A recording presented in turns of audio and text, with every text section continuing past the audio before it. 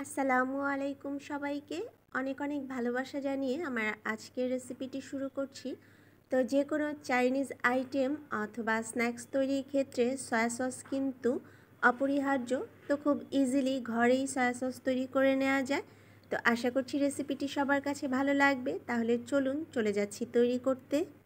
Soya sauce তৈরির জন্য আমি এখানে নিয়ে নিয়েছি 1 কাপ চিনি, 1 টেবিল চামচ হোয়াইট ভিনেগার বা সিরকা, হাফ চামচ কালো গোলমরিচের গুঁড়ো, 1 চামচ নর্মাল লবণ এবং 1 চামচের চেয়ে একটু কম টেস্টিং সল্ট।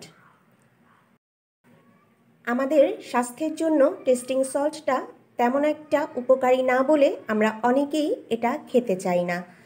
তবে সয়া সস তৈরি করতে হলে এটা কিন্তু আপনাকে দিতে হবে, কারণ আমরা যে কেনা সয়া সসটা খাই তাতে একটা উপাদান থাকে যেটাকে বলা হয় মনোসোডিয়াম সালফেট, আর এটাই কিন্তু আমরা যে প্যাকেট কিনে আনি টেস্টিং সল্ট সেটা। তো এক্ষেত্রে টেস্টিং সল্টটা দিলে আপনার সয়া সসের স্বাদটা একদম কেনা সয়া সসের মতো হবে। আর যদি কেউ না দিতে চান তাহলে এটা স্কিপ করতে পারেন। চুলায় একটা প্যান দিয়ে হালকা গরম করে নিয়েছি। এবার আমি এতে দিয়ে দিচ্ছি 1 কাপ চিনি এবং চিনিটা দিয়ে আমি এটাকে নেড়ে দিব। আর এখানে আমি কোনো পানি ব্যবহার করব না। আপনারা দেখতে পাবেন একটু পর এমনিতেই চিনি থেকে পানি উঠে গিয়েছে। চিনিটাকে কিন্তু অনবরত এভাবে নাড়তে হবে এবং আস্তে আস্তে এর কালারও চেঞ্জ হয়ে যাবে এবং এতে পানি বের হয়ে যাবে। চিনিটা কিন্তু গলতে শুরু করেছে এবং এর থেকে অনেকটাই পানি বের হয়ে গিয়েছে। তো আমরা এটাকে আরও নাড়তে থাকবো, কারণ এটা আমাদেরকে একদম ডার্ক ব্রাউন করতে হবে। এ পর্যায়ে আমি চুলার আঁচটা একটু কমিয়ে দিচ্ছি, তা না হলে দেখা যাবে যে এটা কালার হওয়ার সাথে সাথে একটু পুড়ে যেতে পারে, তাহলে কিন্তু সয়া সসটা পুরোই তিতা হয়ে যাবে। তো আমরা যদি ক্যারামেল তৈরি করতাম তাহলে কিন্তু এই অবস্থাতে বা আর একটু হয়ে গেলেই আমরা এটা চুলা থেকে নামিয়ে ফেলতাম, কিন্তু যেহেতু আজকে আমরা সয়া সস তৈরি করব তাই এটা আমাদেরকে আরও অনেক গাঢ় করতে হবে, মানে কালারটা আর একটু ডার্ক করতে হবে।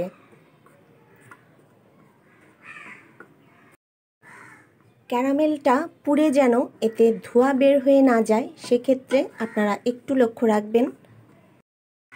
ক্যারামেলটা কিন্তু একদম ডার্ক কালার হয়ে গিয়েছে, আপনারা দেখতেই পাচ্ছেন এটা একদম কফি কালারের হয়ে গিয়েছে। তো এবার আমি এতে দিয়ে দিচ্ছি প্রায় 1 কাপের মতো পানি।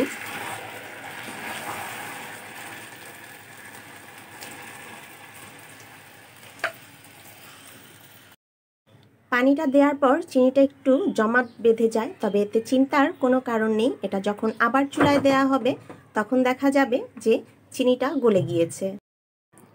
চুলার আঁচটাকে একটু বাড়িয়ে আমি এখন এই মিশ্রণটাকে একটা বলক দিয়ে নিব এবং দেখা যাবে যে এই গরমের তাপে তাপে আস্তে আস্তে কিন্তু চিনিটা গলে একদম মিশে যাবে। আমি এখন এখানে দিয়ে দিচ্ছি 3টা গোটা শুকনা মরিচ। এটা আসলে একান্তই আমার নিজের পছন্দ, আমি এভাবে তৈরি করি। আপনারা চাইলে এটা স্কিপ করতে পারেন, তবে আমার কাছে এর ফ্লেভারটা খুব ভালো লাগে। এবার আমি একে একে অন্য উপাদানগুলো দিয়ে দিচ্ছি। আমি দিয়ে দিচ্ছি একটু লবণ, হাফ চামচের মতো। লবণটা প্রথমে আপনারা একটু কমই দিবেন, কারণ যেহেতু টেস্টিং সল্টে লবণ আছে সেক্ষেত্রে লবণটা একটু বেশি হয়ে যেতে পারে। দিয়ে দিচ্ছি হাফ চামচের মতো গোলমরিচ, দিয়ে দিচ্ছি 1 চামচের মতো টেস্টিং সল্ট। আসলে আমরা টেস্টিং সল্টটা না খেতে চাইলেও দেখা যায় যে কোনো চাইনিজ খাবারেই কিন্তু টেস্টিং সল্টটা ব্যবহার করা হয়। এবং দিয়ে দিচ্ছি 1 টেবিল চামচ ভিনিগার। এবার এই সব কিছু দিয়ে আমি এখন এটাকে প্রায় 2 মিনিটের মতো জাল করে নিব। দেখা যাবে 2-3টা বলক আসলেই এটা হয়ে যাবে।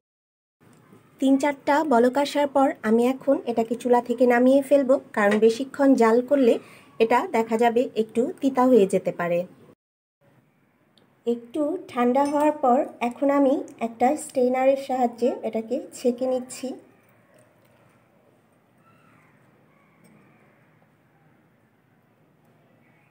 আপনারা এখানে গোটা গোলমরিচের পরিবর্তে চিলি ফ্লেক্সও ব্যবহার করতে পারেন, আর ভিনেগারের পরিবর্তে এখানে ব্যবহার করতে পারেন লেবুর রস।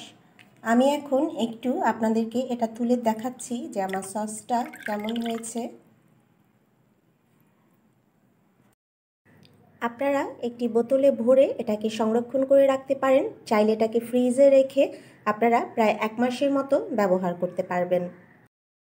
তো ভিউয়ার্স, এভাবে আমরা খুব সহজেই, খুব কম সময়ে এবং কম খরচে আমাদের ঘরে থাকা উপকরণ দিয়ে তৈরি করে ফেলতে পারি সয়া সস। তো আমার আজকের ভিডিওটি যদি আপনাদের কাছে একটুও ভালো লাগে, একটুও হেল্পফুল মনে হয়, তাহলে অবশ্যই আমাকে কমেন্ট করে জানাবেন। আর আপনারা যখন এই সয়া সসটি বাসায় তৈরি করবেন তখন এটা কেমন হয়েছে সেটাও আমাকে কমেন্ট করে জানাবেন। আর যারা আমার চ্যানেলটি এখনও সাবস্ক্রাইব করেননি অবশ্যই করে ফেলবেন, এবং যারা করেছেন তাদেরকে অসংখ্য ধন্যবাদ। সবাই অনেক অনেক ভালো থাকবেন। আজ এ পর্যন্তই। আল্লাহ হাফেজ।